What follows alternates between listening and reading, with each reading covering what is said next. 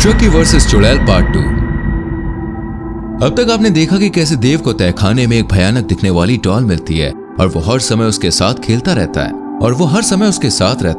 और एक रात सारे दोस्त साथ में हाइड एंड सीक खेल रहे होते हैं कि तभी रॉकी के चीखने की आवाज आती है।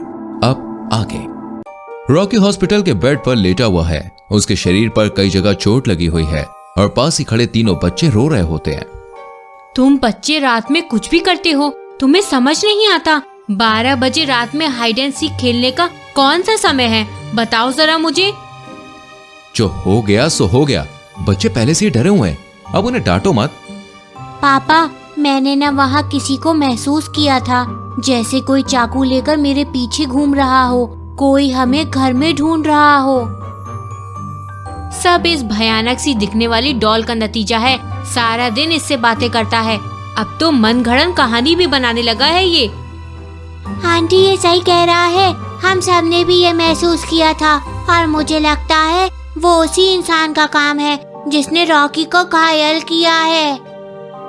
बच्चों के लाख कहने पर भी घर वाले उनकी बातें मानने को बिल्कुल भी राजी नहीं होते हैं। फिर एक दिन, वैसे तूने इस डॉल का नाम क्या रखा है? इसका नाम चक्की है। कुछ भी, लगता है चक्की का भूत तेरे सर पर चढ़ गया है। नहीं पापा, इसने ही कल रात में बताया कि इसका नाम चक्की है। चक्की, इनको बताओ अपना नाम। लेकिन वो गुड़िया कुछ भी नहीं कहती है, जिससे उसके दोस्त उसके ऊपर हंसने लगते हैं। वहीं रॉकी भी धीरे धीरे ठीक होने लगता है। वहीं अब देव सारा दिन चक्की के साथ रहता है। वहीं आसपास के लोगों ने खिड़की से अकेले चक्की को कमरे में चलते हुए देखा था। वहीं उसके दोस्तों ने भी देव की गैर मौजूदगी में चक्की की अजीबोगरीब हरकत महसूस की थी।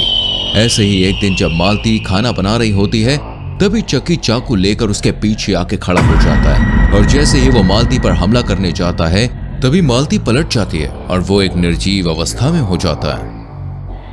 ये यहाँ कैसे? कहीं पड़ोसियों की बात सच तो नहीं है? नहीं, ऐसा कुछ नहीं हो सकता। ऐसे एक दिन जब देव फिर से घर में अकेला था, तभी उसे ऐसा महसूस होता है जैसे कोई उस पर निगरानी रख रहा है कि तभी चक्की देव के ऊपर चढ़कर बैठ जाता है।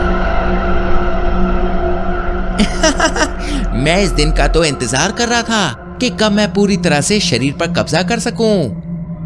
देव बहुत ही घबरा जाता है। उसके मुंह से एक शब्द भी नहीं निकलता कि तभी चक्की देव का गला दबाने लग जाता है।